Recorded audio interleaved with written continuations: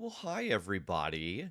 Hello. Welcome to our listen through of the beginning of the Hawaii arc, episode 7, season 1, Not a Vacation. How y'all doing tonight? First off, how are you doing, Kim? I'm a little tired, Rev. Why, I'm a little why would that be? it's been quite the week for me. First, I was on a vacation all last week, Yeah. and I got home at around about 3 hours before we started Crossroads Uh-huh, Carnival. uh-huh. And then I streamed that, and then I had a photo shoot for something else. And then I was up bright and early at 5:30 and hopped on a plane, and now I am here in Indianapolis. Where, I'm actually at Megan's desk right now. what? I don't believe it. I see Phineas just over there. All right. Well, anything we want to go over before we hop into this? Ooh, I don't know. We kind of touched a little bit the last time we were here of me asking why you decided to send the boys to Hawaii. Was Yeah. it really just the desire to do a beach episode, or what was the impetus for this? Yeah, that's a good point here. Let me adjust this real quick. Chat is mean says that does that mean they get a what is Phineas up to activated? Let me adjust that real quick. Um, assuming I can figure out how to do that from here. Dun dun dun dun. Nope. I will answer it for you. Okay. Phineas right now he's on the carpet. Uh-huh. And he was Megan got the both of us Panda Express, and so for a minute he was trying to You eat and my Panda Phineas. Express. Yes. Phineas treated me to some delicious orange chicken. Let me adjust this here. Let me adjust this, assuming that I can. I'm sure I can figure it out.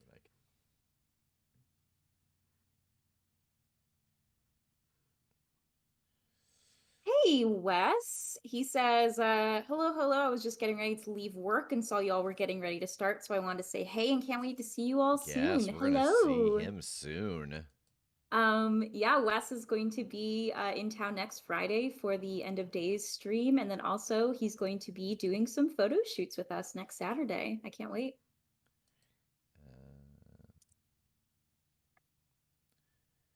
Uh, okay, so, uh, oh, yep, there we go. Yep. Mhm. Oh yeah. Oh yeah. Just turn it on all the things. All the things. Okay. Those should be good to hook now. Okay, they should be there. We'll find out. There they are. Oh yeah, are they there? Yeah, they're there. Excellent. Love it when a plan comes together. Um, so the question you asked, why? Yes. Why did we? Why? Why Hawaii? Yeah. Yeah. Why now? Because it was so much, the concept of the game being, episodic monster of the week. It's a new place every week. They're traveling around the world in these shows, dealing with threats, and it just one, it was such a drastic change of venue, and two, it seemed fun and kind of ridiculous to make the second episode or like the second story arc the vacation story. Mm-hmm. It's like, when someone starts something in the first episode, they somehow make it a clip show. Mm-hmm. So kind of that. Yeah, well, I imagine also it was a little bit of you trying to expand your world a bit because they had been dealing with they had been dealing with things in Indianapolis Yeah. and the Indiana Paranormal Task Force, and so expanding the world a bit and also making it so that they were perhaps less familiar with it than if it Yeah. was happening in their hometown. Well, that, and I didn't want to like deal solely with stuff around us, Hmm. because I think that would have gotten kind of tired, and it would have, Hmm. been very specifically interesting for like one certain audience. So All right. Well, shall we? Oh, Yeah, Tass has let's a do good it. question. Oh, okay. Kim, you look different somehow. Is that Indiana air around you? I'm breathing fresh Midwestern air. What's it like? Um, it just it's just it seems flat. The air seems very like it doesn't seem like it's been tossed around by very many mountains. Uh-huh. And it doesn't have that constant tinge of air pollution.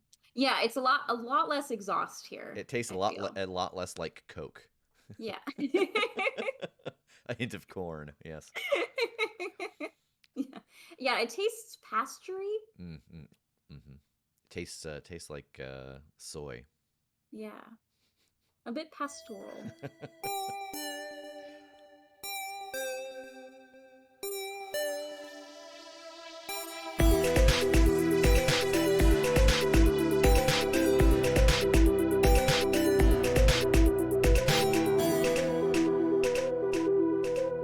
Well, look who we have here. I never thought I'd see the three of you again. You scoundrel. Oh my gosh. The show has happened. Like, we happen to be actually an episode behind because when we recorded the first 5 episodes, we actually had enough material in the 5th recording to make a 6th episode. So everybody's hearing this a week late, but for us, the podcast has just come out like 3 days ago. Yeah. Nice. How do you guys feel? How you doing? Good. Very excited. Yeah. This is going well, Yeah. I think. I'm really excited actually about the number of people who don't play these games who say they actually really enjoy it. I did get one complaint that this is supposed to be a horror-based game. We're 6 episodes in, and there hasn't been a single shower scene with a monster chasing a naked person. So I think that's a good think note. I can help you with All that. right. Which is weird because there's been a lot of monsters chasing naked people through where we record, Yeah. but Jake won't stop bringing that mask. Yeah, it's true. So we actually got our first email with this one's actually a critical failure story. Oh no. Ooh. Right. So this is from my first game master, Matt Boucher. Okay. My story is about how a chain of crits made me, as the game master, rewrite the whole story arc. I was GMing the game Fading Suns, which is set in a dystopic future space empire. The players are in a space battle and were repelling borders. Their gunslinger went to shoot one of the intruders and rolled a critical failure in the engine room and damaged the engine. No problem. They had an engineer who could easily take his time and fix it, but the players were worried that there could be more trouble soon, so he did a quick repair, and that was the next critical failure. Now the ship was having some unresponsive thrusters due to the engine issues, so I asked the pilot to roll for regaining control of the ship. That is when the 3rd critical in a row was rolled. There was a gasp as the realization that all 3 players had not only failed, but had critically failed. We ended that night with the ship crashing onto a planet. That was when I realized I would spend a lot of time between now and the next session rewriting the story, since they never made it to the spaceport for their mission, and were now stranded on a random planet. Oh my Yeah. God. Excellent. Was this you guys? Was this you guys? No. I just that number of No. failures in a row, I thought maybe. That's fair. Oh, I see. You know, it's Son of a I gun. was gonna say, we played Fading Suns with Matt, but yeah. nope. Yikes. That's a good one. That's the thing I like about this game is I find myself rewriting a lot of stuff, and it's usually off of choices, not off of failures. But wow, they never even got to the starting location. They just well, now we're on a planet, so I guess this is a Gilligan's Island adventure. Let's we see live if, here now. Yeah. Actually, one of my favorite ones in the very first game I ever played was with Matt, and I was playing another Mancer, and they were really interested in like other races from other dimensions and studying them, and we found a creature who could fly. And I was like, oh my God, that'd be so awesome if I could fly. I wonder how they do it. And so I spent a bunch of time studying it, and he's like, yeah, you actually find that there's kind of like a swim bladder. They have an organ that is what allows them to fly. And I was like, oh, okay, I'm going to put it into myself. And he was like, really? I was like, yeah, I mean, that's a big part of what Nethermancers do. They have the ability to enhance themselves and, add in parts and stuff. And so I did that. And then it became I had to roll a d6 whenever I wanted to fly to decide what direction in three-dimensional space I went because I didn't know how to control it.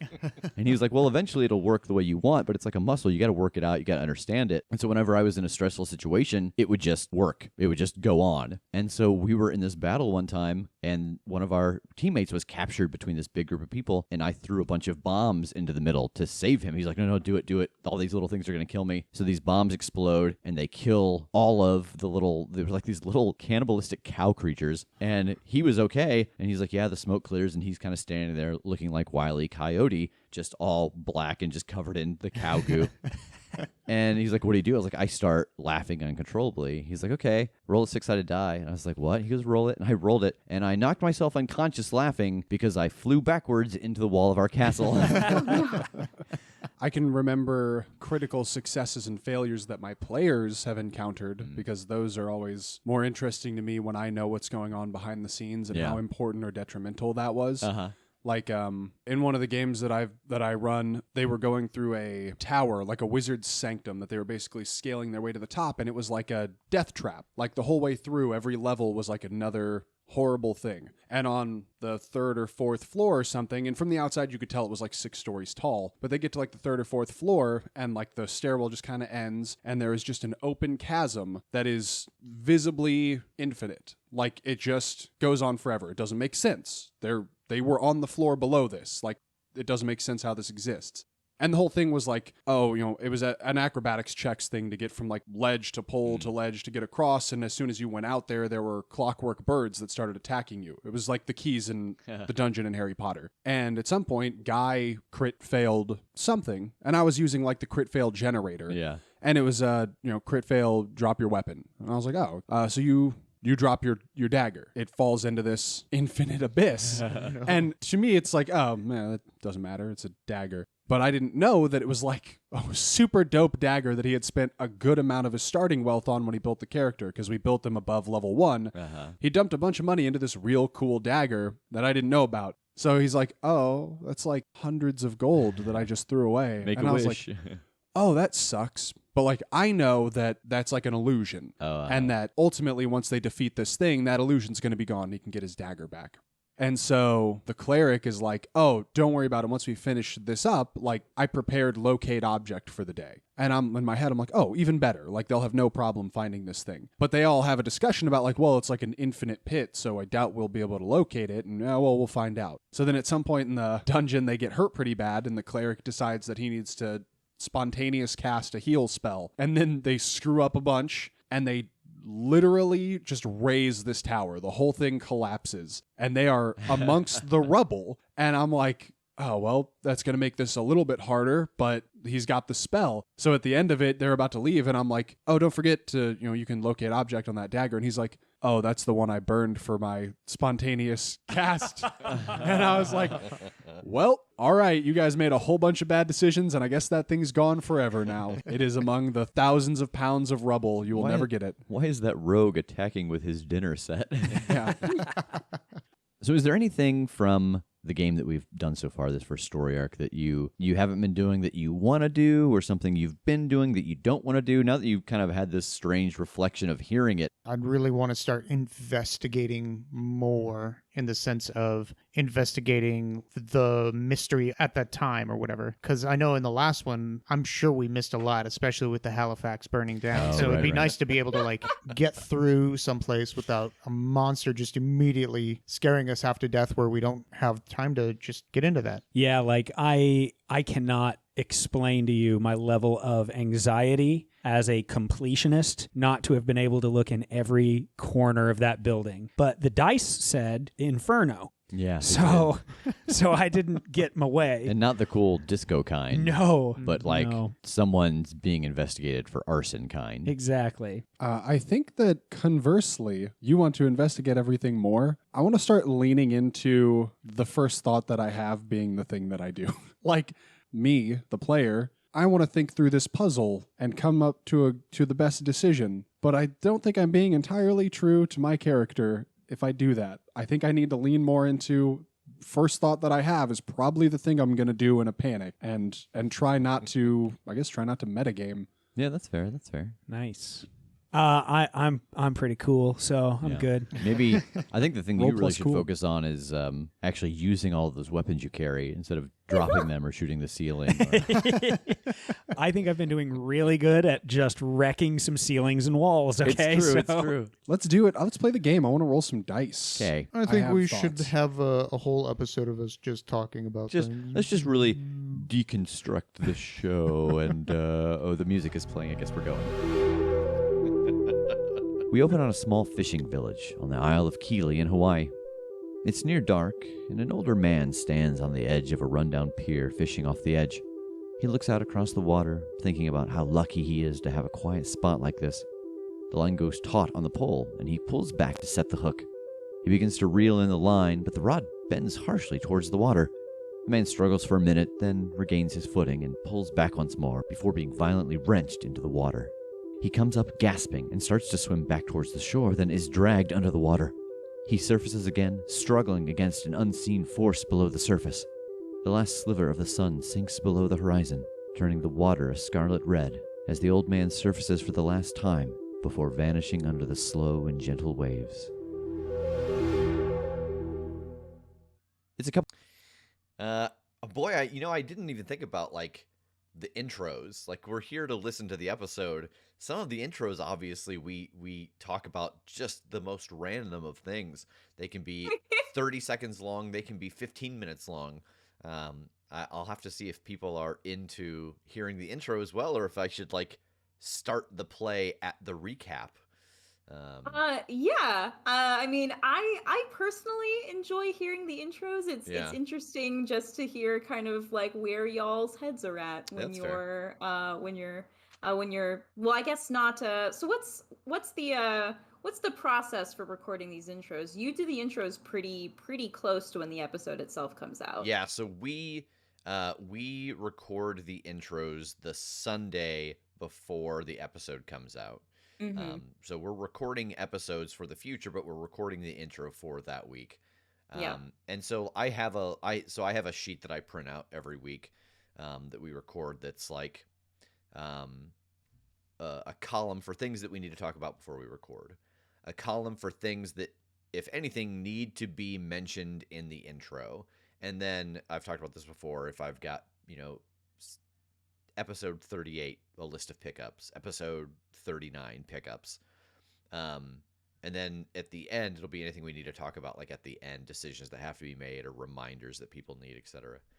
Mm-hmm. And so in that little section for the intro, I'll just write, mention this event that's happening, or I'll have the list of the names of all the patrons. Sometimes that'll just be blank, and I'll be like, I got nothing. Anybody got a story? And if someone's like, yeah, I got a story, then I just hit record and we start.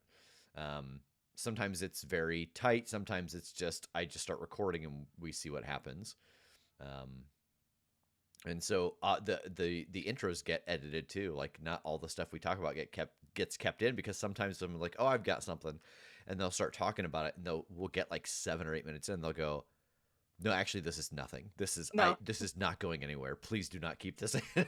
I have nothing. I thought I please. had something. This is nothing. Let's start over. Chat seems to enjoy listening to the intros. That's fair. Okay. Okay, that's good to know.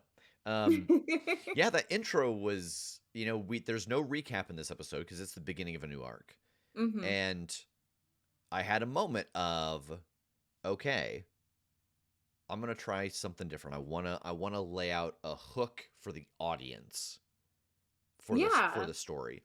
And that's actually not something that the players heard, because I didn't want them to have any context. So that was something that was just for the audience, like as if you were watching, Supernatural or something, and it's that little stinger beforehand and the characters in the story. Yeah, a cold open. And I did it that one time, and I don't think I ever did it again.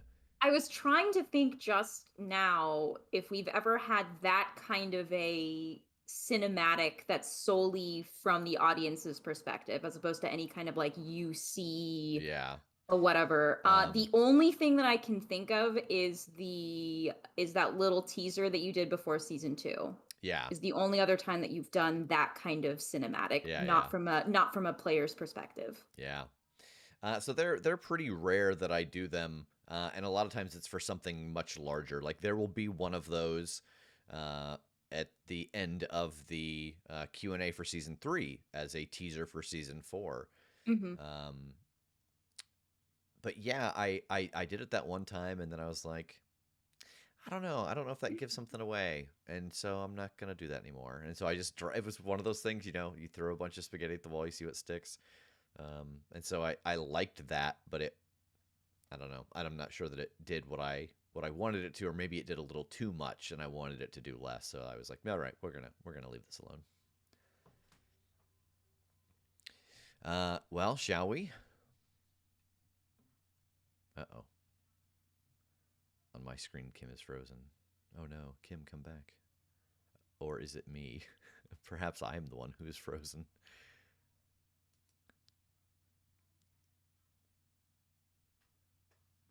Okay, it's Kim. I was like, I'm going to have to sit here and stare at chat before I know what's happening. Okay, well. I suppose I will hit play as we wait for Kim to reconnect. Okay. It's a couple hours after you have left Rev's place, after having a chat with him about what you found with the ley lines and the candles, and he told you that he's going to have to do a little bit of research, which is great that he needs a little time because you did just get the phone call from Margaret that you guys have a job, and she has asked you to come back to IPT.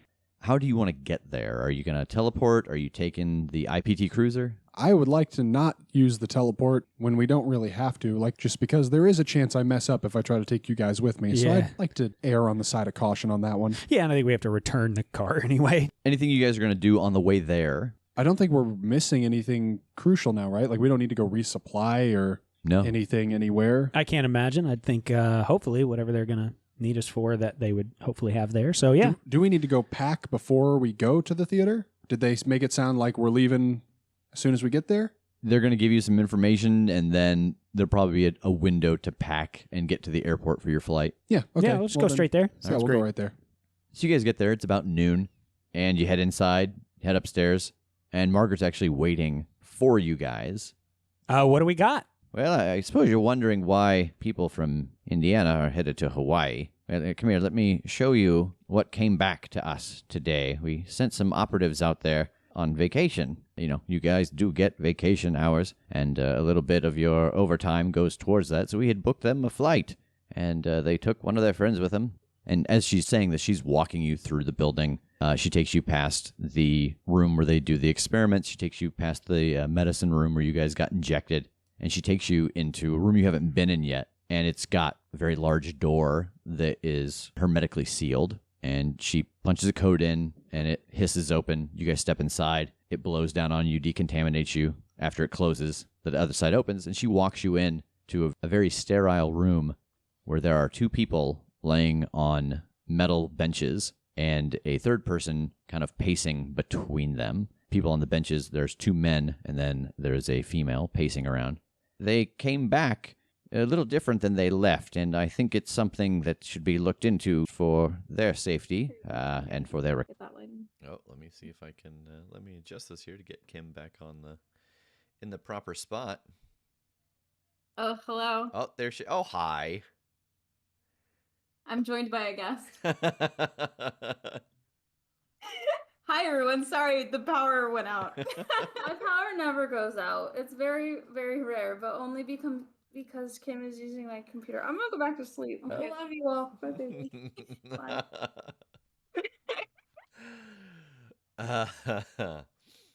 All right. Hi. What were we talking about? What are we doing?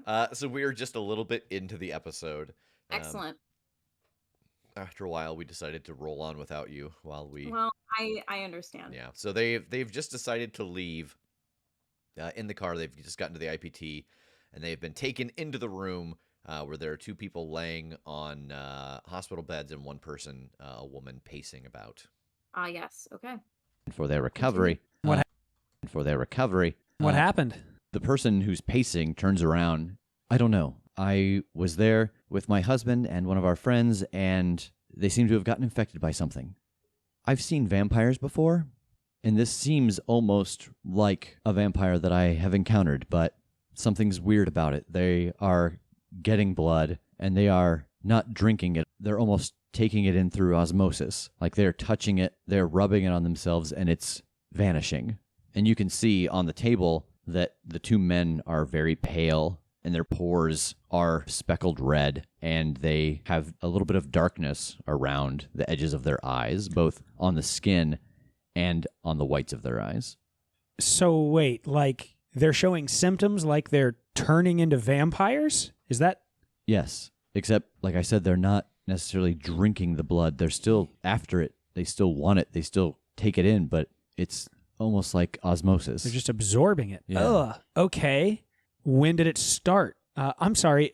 I'm Tass. Who are you again? Oh, hi. You just started, right? Yeah. My name's Natalie. I used to be one of the lighting designers, but I'm on one of the hunting teams now. Like I said, my husband and I were on vacation, and the last thing I remember before I started to notice a difference that I couldn't put my thumb on was we were at a luau, and there were people there, and they were eating and drinking and dancing, and I went to bed. We all went back and went to sleep, and in the middle of the night, I woke up to Ellis hovering over me, and he had a very strange look on his face. As I backed away from him after rolling out of bed, I heard a noise behind me, and I turned, and it was Fritz, and he had the same look on his face. And I was able to bar myself into the bathroom, and that was a mistake because one of the housekeepers came when they heard the noise, and she was not so lucky, but I was able to subdue them both while they were feeding on her.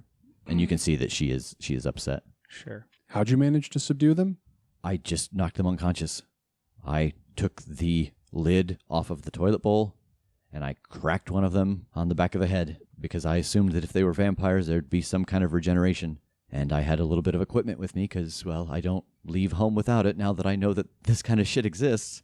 And I was able to inject them with some sedative and keep them bound, call Margaret, and she sent a plane to bring us back. I'm kind of getting down, just inspecting them a little closer. Okay. Have they been awake? Have they been able to talk or? No, they've been awake, but they haven't talked. Oh, God. Okay. Well, I wouldn't call myself an expert, but if there is something like that, some kind of vampire or something similar enough, a party, something public, something where they can mask themselves would be a place to hunt. That's bizarre, though, that they're just sort of turned and weren't just eaten. I assume they killed the housekeeper. Yes. Oh, this is really something. We have the theory that, like a lot of times the way that it works with vampires and their lineage, that if you can find whoever turned them, since they didn't devour them, if you can destroy them, these two men might be saved.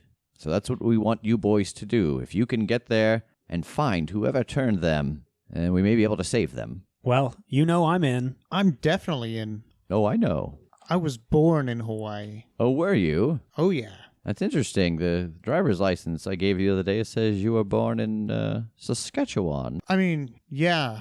I'm just giving you a hard time. We raised the new guy. Raz, I Raz. think is what you're I set him on fire. We set the new guy on fire. Pillage the new guy. We pillaged the new guy. Well, Jakey Poo. Yeah, naturally. Sorry, I didn't think that merited an answer. Yeah, I'm Of course sorry. meant it. I didn't really. I wasn't asking your permission to send you.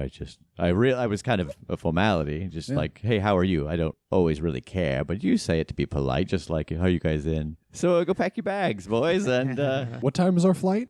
that's about 3 hours from now. So if you head home, pack some bags, and get on that flight. Yeah, if there's any kind of gear you think that we'd need, we'd really appreciate that. But, Oh yeah, we've sent a package ahead for you so that you should have the supplies that at least we think that you'll need to face this kind of thing. Of course, you can always call us, well, if there's something that we didn't account for, and we'll figure it out. All right, thank you. Of course. No, thank you. I didn't say it, he did. No, I'm saying thank you for giving me this opportunity. Oh, of course, of course. Hey, earned this. She totally just Tom Hanks is you. Oh, God. Is that Tom Hanks that says Yep. that line? Yeah. To Matt Damon. All right, skedaddle. Okay. So for the purpose of all of our sanity, we're going to fast forward through you going home and packing and getting to the airport and getting through airport security, and you're on the plane. Okay, so I'm gonna point this out just because that is such an important moment. Like, I was just talking to someone the other day. Every now and then people will ask me to like come in and do a talk about like creating audio drama, because aside from this show, I've worked on a lot of radio plays. And I was talking about how important it is to decide what is and isn't worth spending the audience's time on. Mm-hmm. And that was really the first clear execution of like, okay, we don't need to talk about any of this, because if this was a movie or a TV show, we would jump cut to them on the plane. Like, unless there's something, and your players will tell you like, oh, actually there is something I want to do before we skip over this, and then I would go back. But that's something that I just, this was the first example of getting comfortable with the idea of like, okay, things don't have to happen, like they have to happen chronologically, but we don't have to see the whole linear path. Yeah, you don't have to literally step by step. Okay, Tass, what are you packing in your suitcase? Yeah, exactly. Yeah. Also, I really love, I just really love how sassy Margaret is in these first like couple of episodes. Yeah. She's wonderful throughout the show, but and maybe it's just that I haven't listened to these back episodes as recently, but just like Margaret is striking me as so funny. She's so and the voice is very, I was really surprised. Like that's still the voice. Like by episode 7, I had figured out the voice, and it doesn't really shift much. No, that's her all the way through. But I love because when we see her a little later on, she's a little more in the kind of like, I'm the commander, I'm the boss. Yeah. And this is, you're getting a little bit of sort of like a lighter, sassier side to Margaret like, in the beginning. As things start to unfold more and fall apart, she starts to become more serious as the situation requires it, because it also gives, particularly Tass, some good scenes, if she's still kind of flippant, but anyway, I don't want to get into too much of that.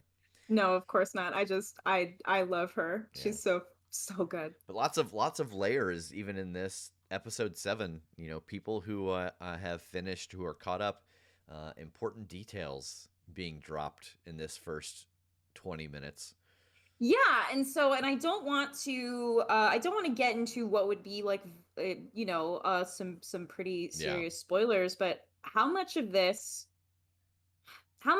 was you purposefully laying out breadcrumbs where you knew where they would lead to if the players decided to follow those breadcrumbs? And how much of it was you later on in the show saying like, I want this to be true, and oh look, here's like a loose thread that can make this true. I would say that for the bulk of the show, it's probably like a 50-50 split.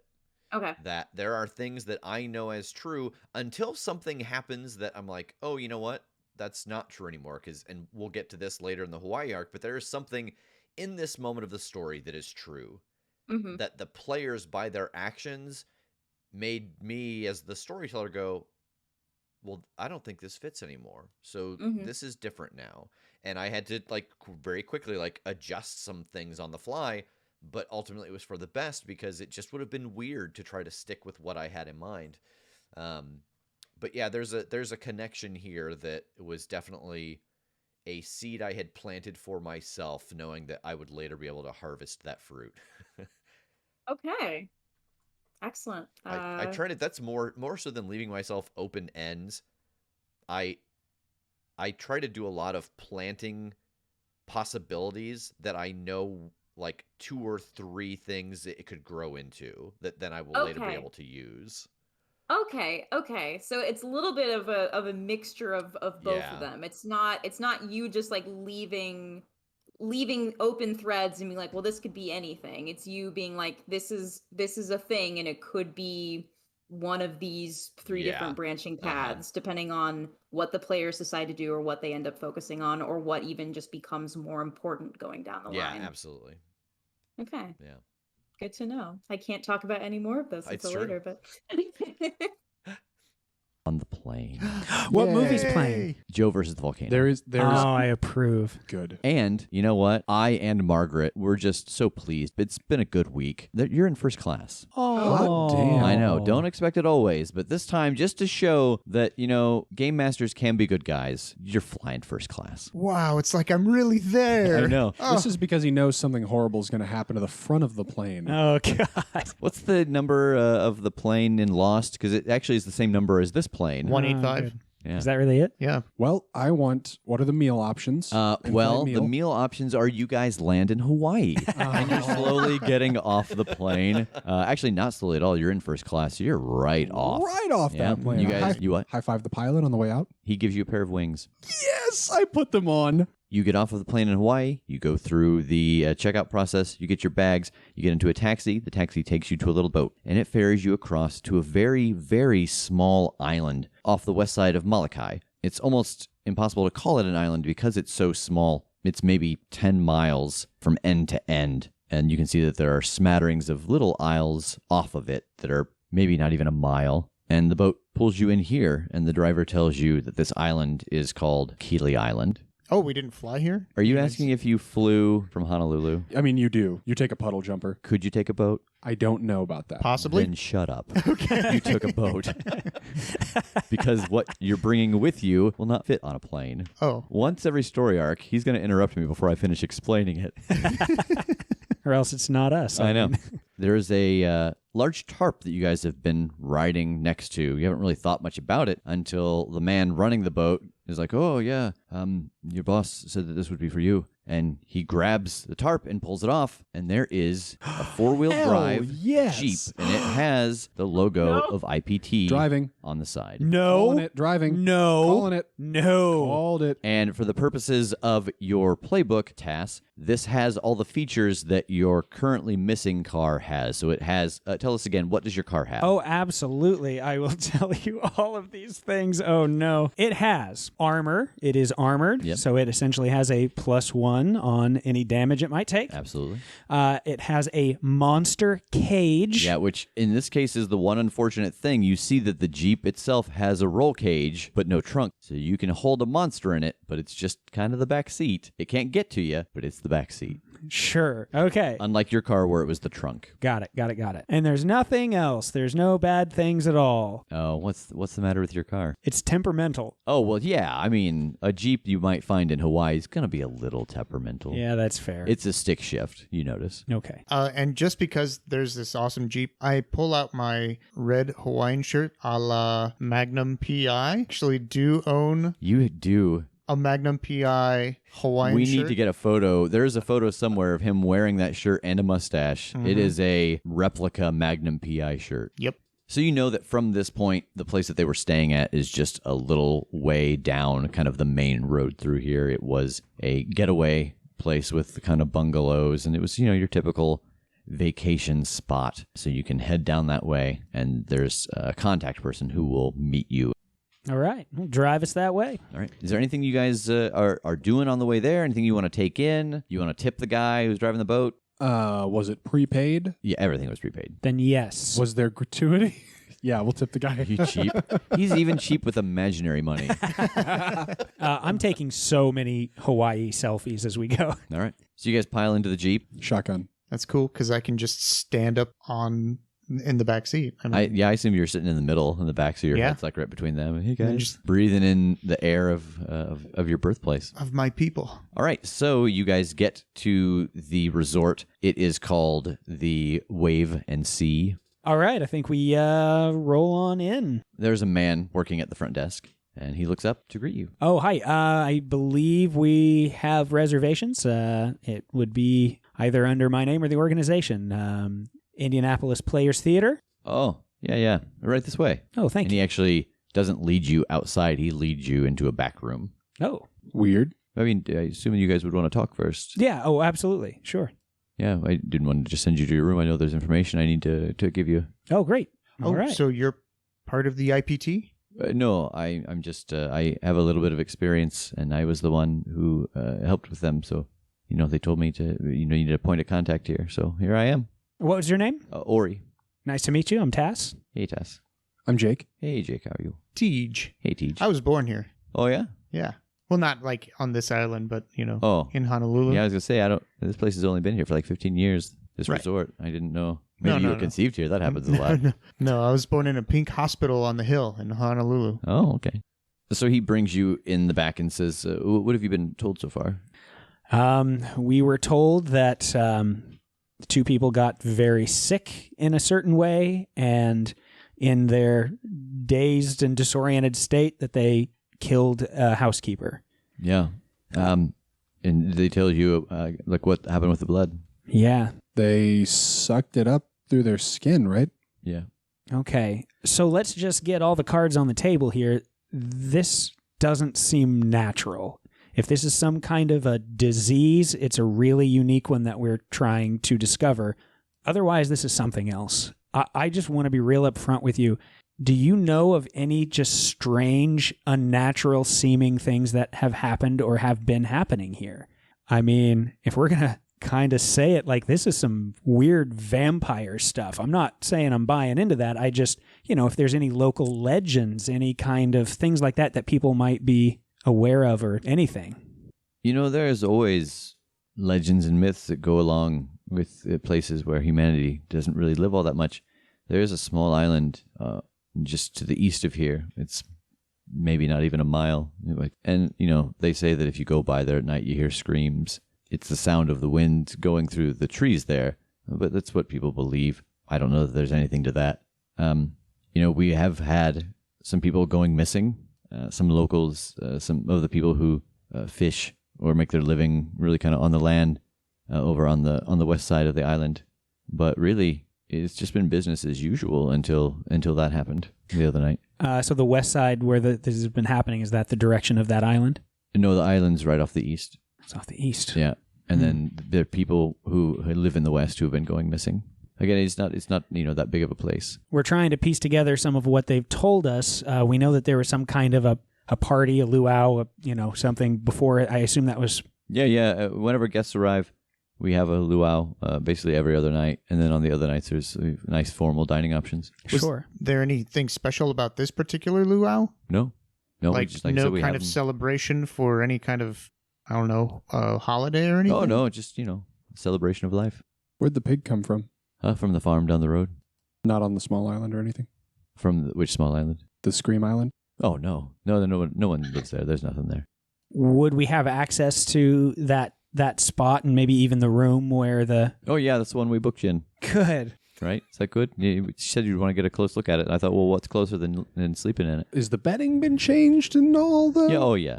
Well, all right. I mean, as long as that's okay with you and we're not going to get harassed about it, I definitely, we'll probably move our stuff into the room, and then I'll want to take a look around where these parties happen. Yeah, that's fine. We got a little bit of time, actually. You're between groups. Like I said, we bring them in, and then there's a luau. We don't have this is a come for X amount of nights kind of thing, and so it's an off time right now. So there'll be a couple days before the people get here. Just be you guys. Great. Has there been one since that night? A luau? Right. No, huh? That was the last night. Good. All right. Okay, let's Yeah, go if you get need our anything, just let me know. gear. There's a couple people, who are working around, cleaning up between shifts of guests. But yeah, you'll find us if you need us. Just give a holler. Excellent. Go get our stuff. Find the room. All right. So with the Ori. Ori, he's here. The introduction of Ori.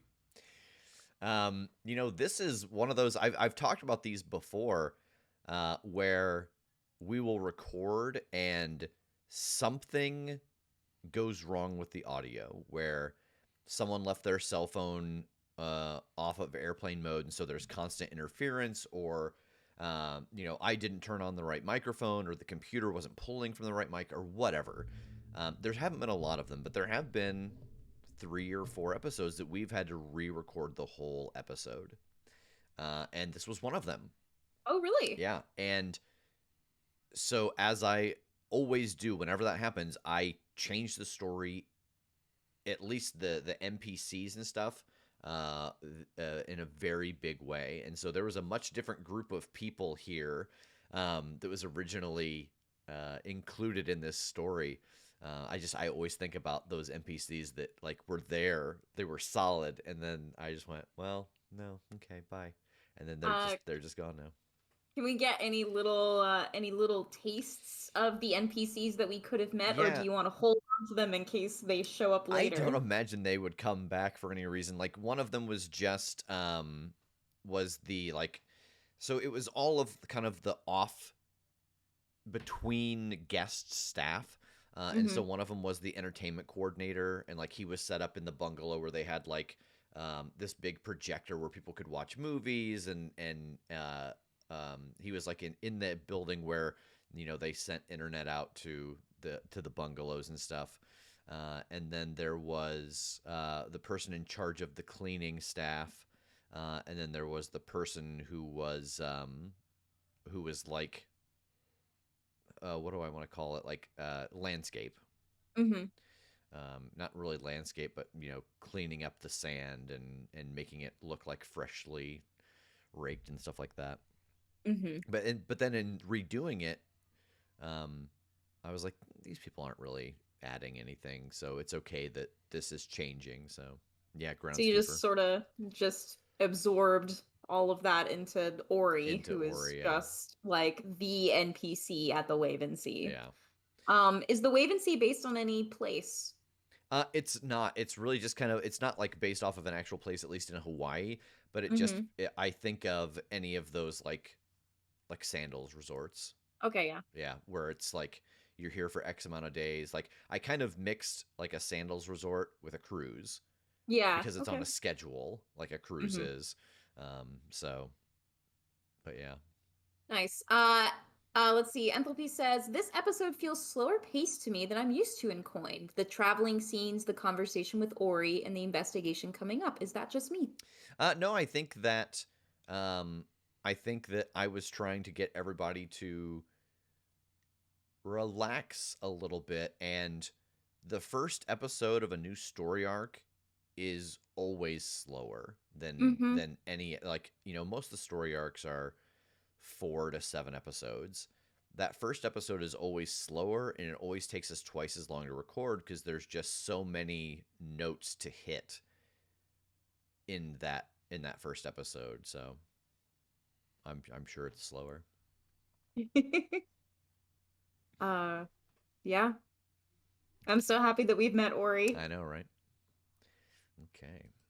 So with the information that Ori has given you, you all start walking through the resort. You leave the car in the small parking lot that it has, and all the bungalows are numbered. They've got signs outside of them that are very visible. On your way to 19, you do pass an area that's got a pool. There are a couple of like snack huts there. And on the other side, there is the water of the ocean. And you can see where there are tables set up for dinners and also a volleyball court a little further down the sand. Oh, should we go play some volleyball? No.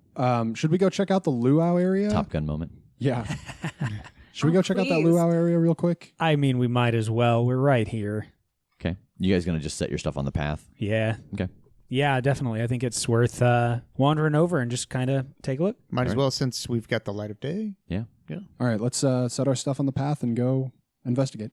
So what exactly are you guys looking for here? There's tables, there's chairs, there's the beach, there's a fire pit. You can see that there are longer tables that you assume is where they put all the food for the banquet. Is this a sandy area? Yes. It's like beachside? Mm-hmm. They bury the pig here and let it cook, and then they dig it out and serve it.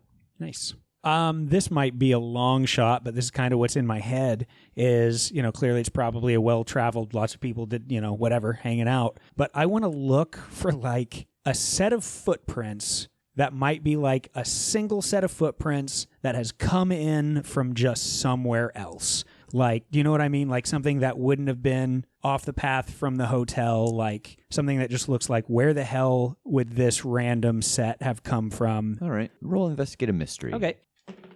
That's an 8. You get a hold 1. What is being concealed here? You examine the sand between the tables and the chairs around the fire pit and the long tables where the food is set out. And you see footprints everywhere, coming and going. You can see they go up to the path. You can see they go further down the beach towards the volleyball court. But you do see one set of footprints that go from the fire pit to the water and then back again. And it sticks out only because it's the only pair. if someone was going to go get in the water, you imagine that they would go to one of the nicer areas where they've got the sand that's raked, where they've got beach chairs set out. No one's going to go swimming in front of the place where everybody's eating dinner. And you can see that there are handprints, and you can follow them around the fire pit and then back to the spot where it starts. You think that for a short time, whatever walked from the beach to the water and back walked around the fire pit with the use of its hands also. While he's going down to check the area where they have the luau, what are you guys going to do? I'm going to investigate the bar area. And Jake, what are you going to do? I'm going to go help TJ. I'm going to go help him. I'm going to listen to what his idea is, and I'm just going to be like, okay, and also try to look for anything that seems out of place, like I don't know. You guys are going to put to use your mixology degrees. You guys get over to the bar. It's open. There's not anyone working it, but it's not locked up, so you're able to get inside of it, no problem. So roll investigate a mystery, and Jake, you can help out. A 9 for me. All right. And Jake, what did you get? 7 to help out. Okay, so TJ, yours is actually a 10, and as you lean over to help him, Jake, you accidentally elbow a bottle that was sitting on the lip, and you hear it land on the ground and shatter. You just kind of hear it echo between the empty bungalows. Oh, I'm going to try and find like a broom or something to sweep up the pieces and throw them away. Yeah, there's one right there in a trash can. I will do that and hope that they don't bill me for this bottle. Yeah. Was it an expensive bottle? I don't know that you know. Yep, just sweep that up, throw some sand on top of the liquid. And the glass. So TJ, what would you like to do with your 2-hold? Just going to have to go with the old tried and true. What is being concealed here? You search through the bottles. Blue, green, yellow, all different colors of alcohol, flavors of all fruits that match the colors. But there is one unmarked bottle of red liquid that is unmarked, hidden here. I take a look at the bottle and I open it up and I take a whiff of it. Smells a little like rotten meat. I'm going to take my finger and dip it into the bottle. A little taste off the tip of my tongue. It has a taste that's very coppery. Not like your own blood. If you've ever pricked your finger and sucked on it, how it has that kind of that sharp taste to it. But it's not far from it.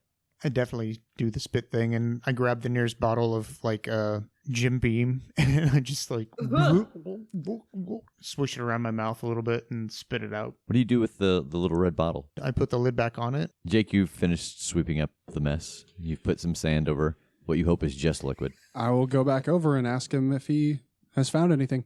I found this. I show him the bottle. What is this? I'm not quite sure because what I think it is blood. What I don't know is if it's blood for real.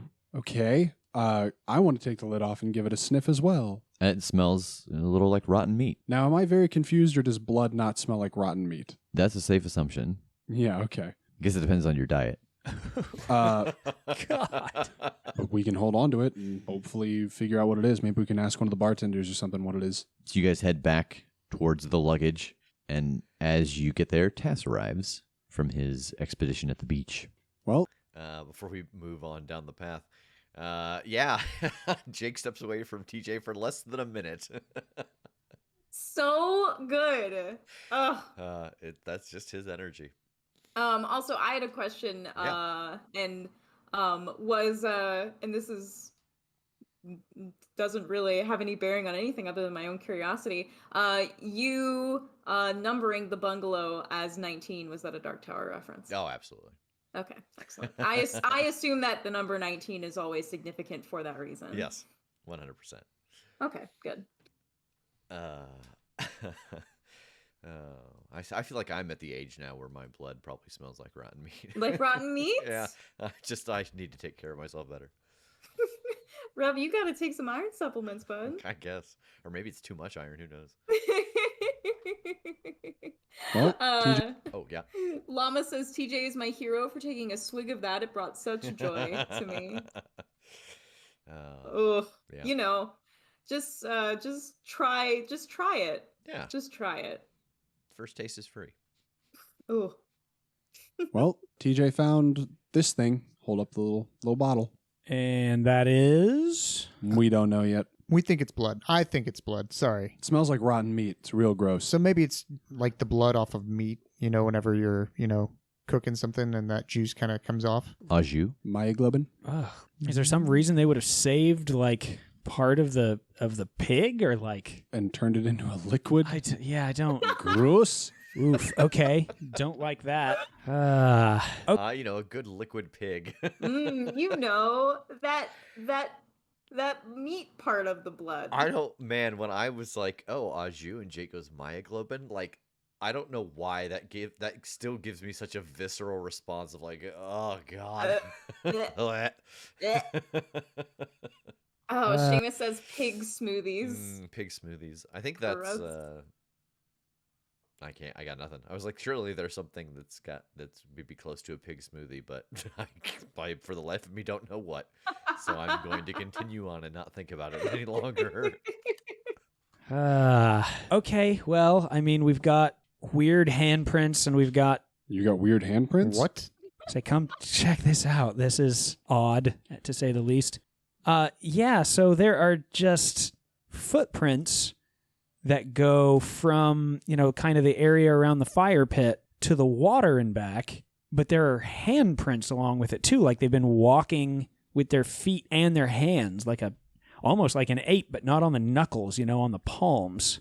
So it just straight from the fire pit to the water and back? Like where to from there? Where do these go from the fire pit? Okay, here's what that looks like is walking around like an ape or something, but with their hands flat like that, going around the fire pit to the water and back. I don't know that that's what it is, though. I think we've got it the opposite way. You think it came from the water? Yeah, and then went back. Okay, what kind of... They look like human footprints and handprints, sort of, right? Yep. What kind of creature that's kind of humanoid lives in the water or comes out of the water? I have absolutely no idea. Absolutely no idea. Well, Frogman. You got it in one, TJ. It's the Frogman. It's Frogman. All right, pack it up, boys. Case closed. Did it start off on 2 feet and then go to... Kinda. It was almost like Hands? a little of both. I mean, again, it's at least something to go on. Might be something that came out of the water, and we've got a weird bottle full of rotten meat juice. So Yummy. let's figure out... Oh, I wonder if the rotten meat juice is like bait for a creature or something. I mean, if they have fishing and stuff around here, I mean, it's not unheard of for them to use chum and stuff, but I don't know why that would be at the bar. Well, then we should probably just go to the bungalow. Yeah, we can drop our stuff off and then start asking around about whatever's in this bottle and talking to staff and stuff. Yeah, that's a good call. Why is it at the bar? No, someone's into some really weird chasers. I don't know. Oh boy. Yeah. It instantly makes me think of the Sphinx. When they're like, oh, it was on 2 legs, or it was on 4 legs, and then it was on 2, and then it was on 3. Do you guys head further down towards the door to 19, and you're able to use your key and get inside? So yeah, I think even before we just drag all our stuff in and all that, I want to take a look around. I want to see if there's kind of any signs of the struggle, or just look for kind of a path of what happened here.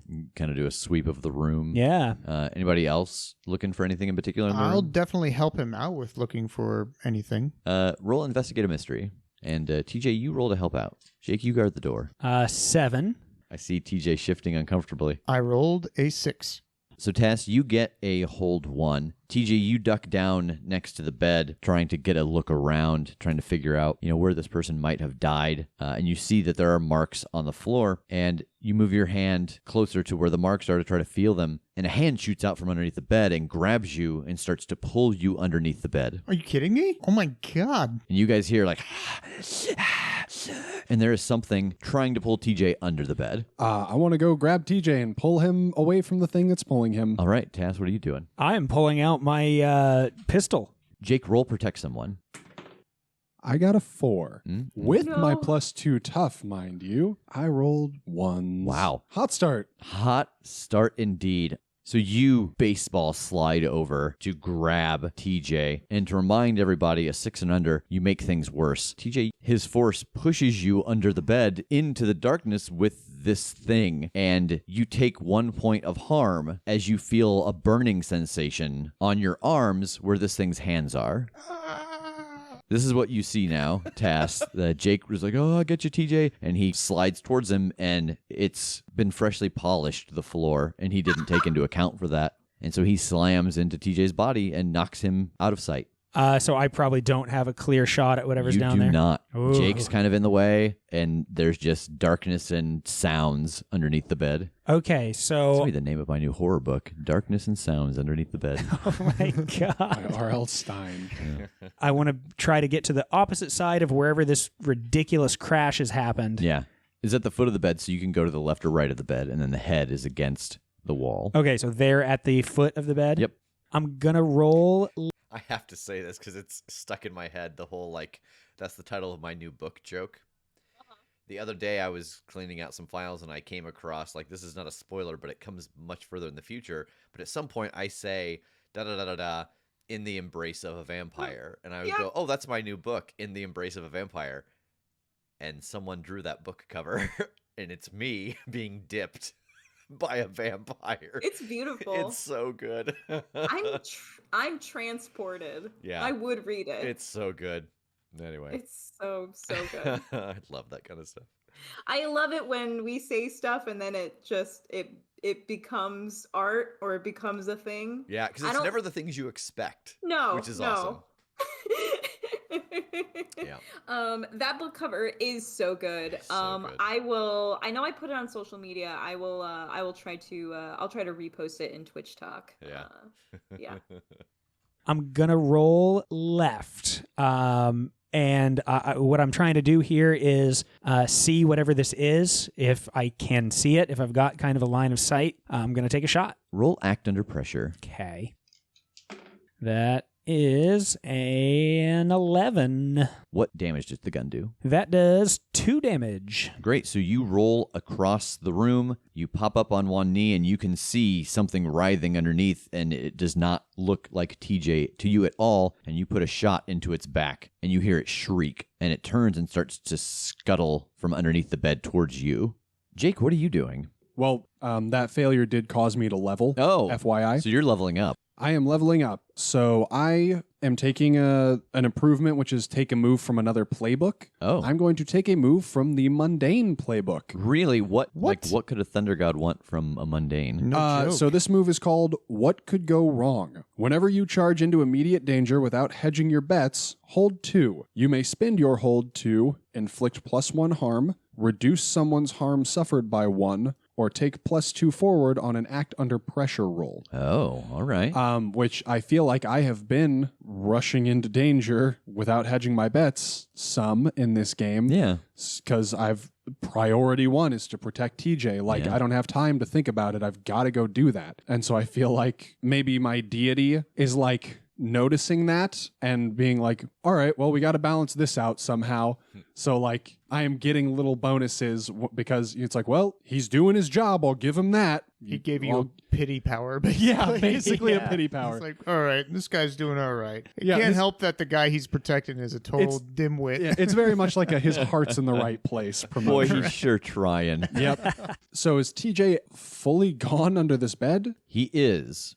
Well, okay, maybe it does matter because I think I'm diving under the bed just to like try and figure out where he's gone or what's happening. Please tell me he falls through the world into the place like little monsters. Please. I don't know that you'll fit under the bed in your armor. Okay, how about this? I just want to reach down and grab the bed and flip it. Like, All right. Just get it out of the way. I think it's time for some superhuman strength to throw this king-size bed into the air. Roll Why Are You Weird? Because as you approach the bed, you see that this is one of those very sturdy couples retreat beds Oh, that is God. kind of not made to come off of the floor. So you're going to use your no limits to try to separate this bed from the floor and throw it away so you can get to TJ. Well, No Limits is rolled off of Weird, which is always an adventure. So let's see how this goes.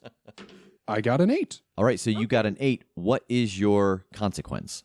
I'm going to take -1 forward. Okay, so you have -1 forward. It's just my next roll, whatever it is. Tass, act under pressure. Okay. That's a 12. Excellent. You see this thing scuttling at you, and in the background you see Jake stand up and rush towards the bed, put his hands on it, and flip it, and you have enough time to see, oh, this giant oak frame bed is getting ready to fall on myself, and whatever the hell this nightmare thing is coming out from under the bed, and you are able to jump backwards as this bed with a heavy thud lands on top of this creature. Jake, underneath the bed, you see TJ. Are you okay? Yeah, my arm feels burnt though. Jeez. You can see he's got some pucker marks on his arm. It's where I've been making out with myself. I'm going to go ahead and lay on hands on TJ. All right. That's a 7. So with a 7 to 9, you get the choice of either healing a point or curing an illness. And somehow you can sense that you have both options. Oh no. I know this, like in character? Yeah, somehow you know that you have a choice to make. You lay on hands and you can feel that he's got damage, but there's something else. He seems sick. So you have to choose which one of these you want to heal. Oh, that's so good. I hate this. I think I have an obligation to TJ, and I think that whatever the illness is probably worse than the one little harm he's got. So I will take the illness. And you now have Wilson's disease. You still have... Which is an actual disease that TJ Tincher of the real world has. Yeah. TJ, you can drink freely now. Yes, finally. So do I feel ill now? Or You don't. Did I feel like something was drawn out of me? Do you feel better now? Is that what you're saying? You didn't feel bad before. Not good. Tass, in front of you, the bed God. has just landed and it is starting to shake and jostle as the creature underneath it fights to get out. I had a pretty good look at it as it was crawling out at me, right? Yeah. I want to use my hold. What sort of creature is it? It is a ghoul. A ghoul. Okay. I was about to ask you another question, but I don't have another hold, so I want to shoot it. Roll kick some ass. Okay. I got a 6. Oh, no. I got a 6. All right. You raise the 38 at the ghoul and pull the trigger, and there's a dull click sound. And you think this doesn't seem right. I just shot this thing. And then you remember having a conversation. Okay, I've got 2 hollow point. I've got 2 silver. What other 2 bullets do you think would be beneficial? What works against vampires? And that's when the boat docked, and you didn't load those last 2 chambers. And you happened to fire on one of the empty chambers. The ghoul connects with you, knocking the air out of you, but it doesn't stop. It runs faster as it wraps its hands around your back and carries you out of the bungalow towards the water.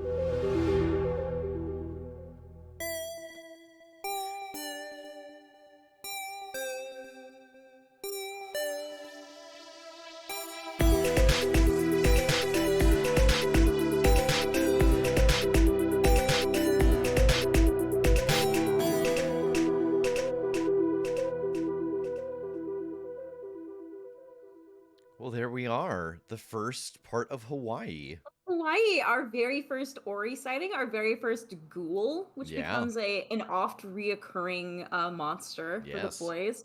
I have a mechanics question for Yeah. you.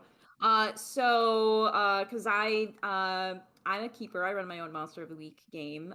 So TJ is the mundane, and Jake just leveled up and took a move from the mundane playbook. Yeah.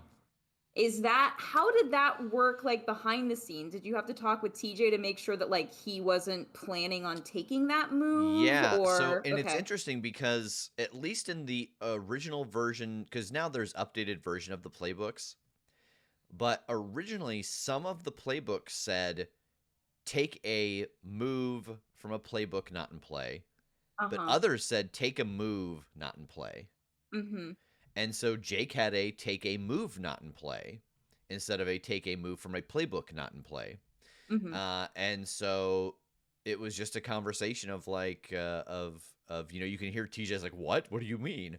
But TJ didn't have any objection to Jake having that move instead of him. So probably something, I think now where I am, I would just as a blanket say, don't take a move from someone else's playbook unless they have already taken all of their moves and can't take more. Yeah, because I ran into that with a Monster of the Week game that I was keeping, and someone leveled up and said, "Oh, I want to take a move from the Spellslinger." We already had a Spellslinger in play, and I'm like, "Ooh, probably not. Like Yeah. maybe something else." And so that was like my kind of blanket rule on it until the Spellslinger spoke up and said, "Oh, I don't think I'd ever take that move." And I'm like, Yeah. "Okay, with his permission, then sure you can take this." Yeah. But yeah, I wanted to know your sort of ruling on that and if your opinion on that has changed. Yeah, at the time it was just, I was like, "Oh, I don't think you can do that." And then we went through the playbooks, and I remember very distinctly having that conversation of like, "Oh yeah, no, yours says from a move not in play, but these other ones say from a playbook not in play." So, yeah, I guess it's fair game. And teacher was like, "Yeah, that's fine." So, but I Yeah. think now, just unless that person either had already taken all of their moves, or like your circumstance, it was like, "Oh, that's a move I'm not interested in that move," then I'd be like, Hmm. "Yeah, okay, go for it." Okay, cool. Good to know. Yeah. Um, yeah, we kind of hit the ground running towards the end here with Yeah. this episode. Um, yeah, the chat chat was laughing at our first failed roll came so late into this episode, like almost like over a half hour in, but then they just kept And then coming. I think this is the episode. This may not be the episode with the most fails, but it's pretty close. Someone charted out season 1 of how many rolls happened in an episode, how many of them were fails, who rolled them, and I feel like this was the episode with the most fails. But I would have It's to up look back. there. Yeah. It's a lot. If Things it's not this go episode, it's in this arc at least. Yeah, things go kind of poorly Yeah. here. Hmm. Um yeah, all right. Well, that's our very first episode into Yeah. this Hawaii arc. Chat, if you have any questions, please go ahead and get them in. I am temporarily without my little buttons, but I will give a rundown on some upcoming streams, so you've got a little bit of time to type in your questions if you have any. So Thursday, 7 p.m. Eastern, is going to be Mystery Detectives, and it's going to be really, really special because Megan and I are going to be streaming from not like the same computer, the same chair, the same set of headphones.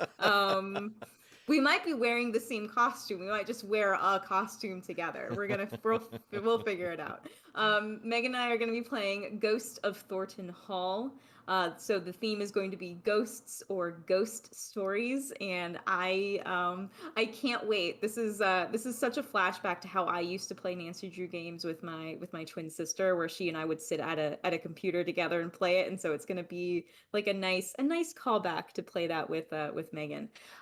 Monday, at 8 p.m. Eastern is going to be episode 3 of the Omniverse Chronicles Crossroads Carnival. This game has been wild.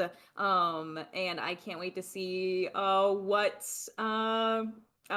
deadly sin our crew is up against next week, and we'll see if we are on the path of redemption or destruction. Yeah. Oh boy.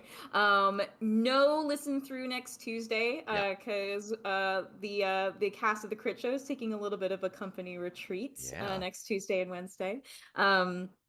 But then we are back in full force at the end of next week. So Thursday, the 22nd at 7 p.m. Eastern, Meg and I will probably be doing part 2 of Nancy Drew Ghost of Thornton Hall. But then Friday, July 23rd at 8 p.m. Eastern is going to be the finale of Tass's End of Days stream. This was our very first streamed Twitch TTRPG game.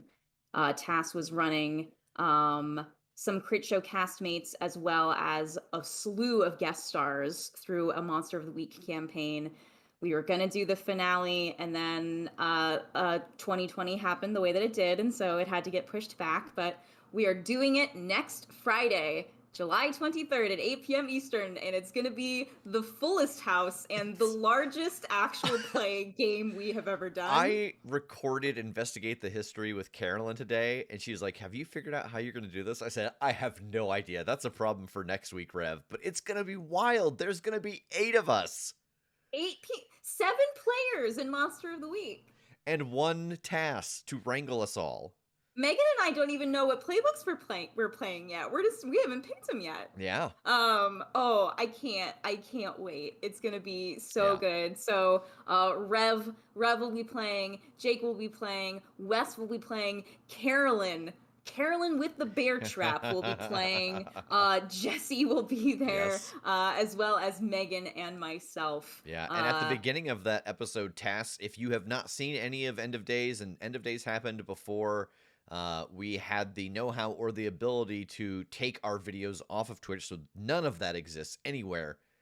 Tass will give a good recap to the story thus far, leading us to the moment that we are starting this story, this finale, so that then we can, decide what else we want to do. I'm so pleased. I can't wait. I don't get to play Monster of the Week very often, so this will be a fun little experience for me. Let's see. Enthalpy says there's one question I have about events from this episode, but it relies on some context we get later, so I'll hold it. Fair. That's fair. Yeah, Rev, how are you feeling about the beginning of this Hawaii arc? Good. Like, there were a couple, and again, this is all technical stuff, but like there were a couple little audio moments where I was like, oh, that's ugly. Why didn't I fix that? Or, but like story-wise, I'm really happy with it. Because earlier someone said like, this feels a little slower. Mm-hmm. And it really was, I gave us just a little more breathing room because that first episode is so important to get in and go so that you engage an audience. And so at the beginning of the second story arc, I was like, okay, there can be a little, okay, so what is this like? And, setting up it was really important for me, partially because I was not used to it and they were not used to it, but I really wanted to set up the feel of the environment that they were in, because like the Halifax story arc is a building, so that's easy. But to give that sense of like, oh, you're on a plane and then you have to take a boat and there's this island and it's very small and here's what it looks like. And, I'm not the best at painting pictures of the surroundings. But I try to at least make sure that I do it clearly in the first episode of a new arc. But this definitely was a slower episode at the beginning, but then boy, does it pick up. What's your prep for that? Do you have maps of the locations that the cast can look at? Yeah, if the locations matter, I will jot myself a little kind of bar napkin sketch essentially. So yeah, whenever I prep a story, I have the locations. I have their kind of monster of the week category. Are they a dungeon? Are they a maze? What are they? And then I have a list of NPCs, what their category is, if they've got hit points and damage and stuff like that. But yeah, for the Halifax, for the first couple story arcs, I did to an extent have a map that I drew out so I and they could see it, so that it wasn't just like, yeah, it's over this way. Sherry asks, was Ori always such a philosopher? Yeah, he just was I noticed that his voice changes a little bit from what I heard there, because I was so uncertain of what I wanted his voice to be. Well, to be fair, it seemed as though you were basically almost inventing Ori on the spot. Yeah.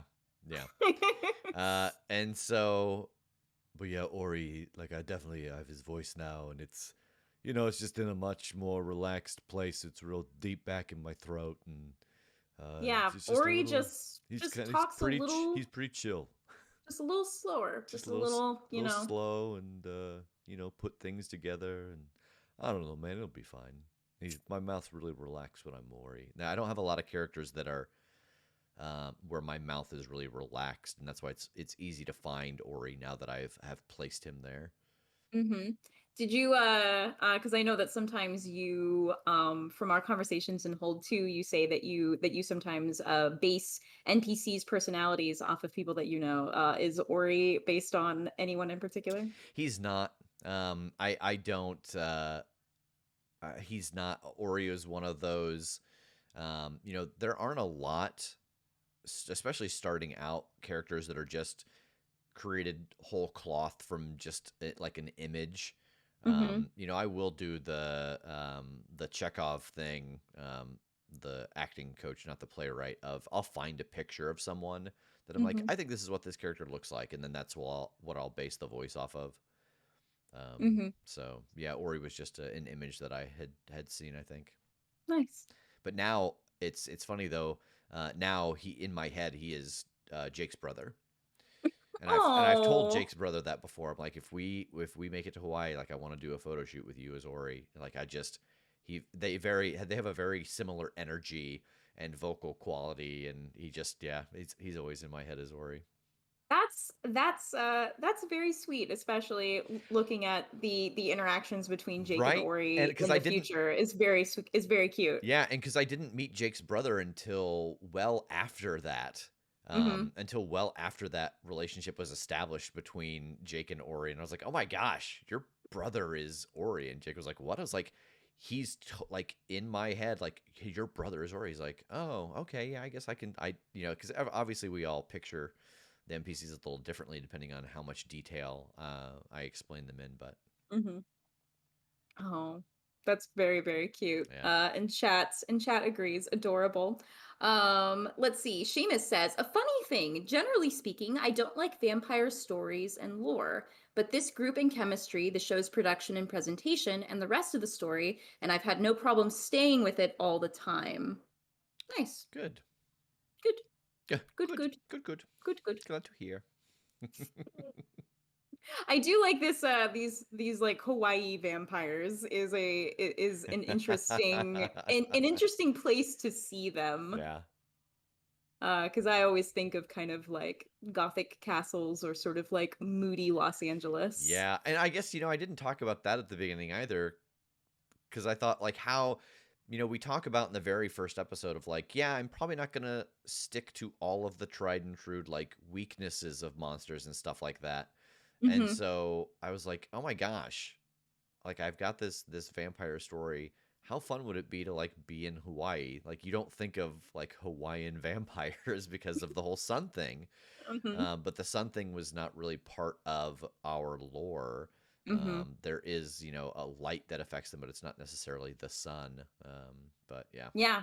You're also in the process of, and you'll deepen this as the show goes on, of introducing multiple types of Hmm. vampires, or ways that a vampire can be, with vampires with different sets of powers, or vampires that feed in different Yeah. methods. Yeah, very cool. All right. Well, thank you for joining us, everybody. Tomorrow, I mean, this is not for anybody in chat necessarily, but tomorrow we're gonna get together with Kim and we're gonna make some content. We reached a Patreon goal that brought Kim here and Megan here, although Megan is here now. So if you are not a part of our Patreon, if you join our Patreon at any tier, you will get access to the content we are creating while Kim is here. We're going to do some audio recording. We're going to do some video recording. We're going to do some photo shoots. So that is what's happening over the course of the next 2 weeks while Kim is here, in addition to her just hanging out with people and playing some games like for relaxation, and Yeah. her and Megan getting Oh, a couples massage. yeah. Like literally next to me is a post-it note that says couples massage on Yeah. it. Because Megan still needs to schedule that. Yeah. But yeah, like seriously, like tomorrow we're doing like 10 hours of just what will solely be Patreon content. Yes, Um, yes, a marathon Curse of Strahd yes, and a marathon on session of on Curse of Strahd Saturday. on Saturday. On Saturday, normally on Friday nights, Kim and myself and a couple others from the Discord play in a Curse of Strahd game, and everyone else lives within like 2.5, 3 hours. And so we decided to cancel the Friday night game and have a Saturday game, and we're gonna play in person around the table. So it'll be It's gonna fun. be a true like epic home game. Yeah. It's been a long time since I've had like a long like, oh yeah, we've got food here and we'll just sit here and eat it as we play, and I'm so used to like, okay, we've got 3 hours to do this and then we take a break and we come back and we do this. Like, yeah, it'll be like old times. It's gonna be really, really fun. Yeah. I can't wait. But yeah, it's gonna be just a jam-packed 2 weeks of so much content Yeah. for the Patreon, Yeah. and I can't wait to record and film man. those things and get those to you. Yeah.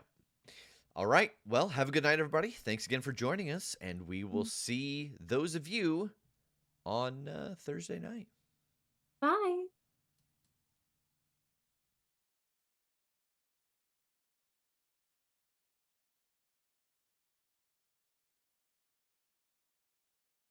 Hmm.